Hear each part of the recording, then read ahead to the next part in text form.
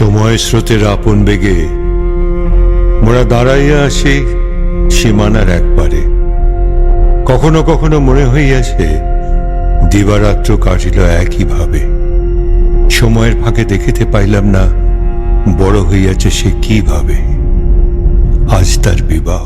Minima, আমার ডাক শুনে রাঙা চেলি পরা কপালে চন্দন আঁকা বধূপেশিনী মিনি সলজ্জভাবে আমার কাছে এসে দাঁড়ালো।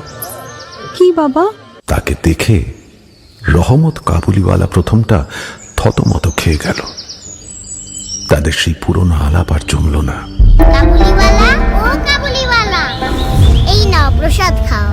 वो क्या है? তুমি দেখছি কিছুই জানো না। তোমার ঠাকুর নেই? अच्छा अल्लाह। তোমার ঠাকুরের নাম আল্লাহ? হ্যাঁ। আমার ঠাকুরের নাম ঠাকুর। আমার সেই দিনটার কথা মনে পড়ে গেল, যেদিন প্রথম রহমত কাবুলিওয়ালার সাথে মিনির আলাপ হয়েছিল। ভাবো যদি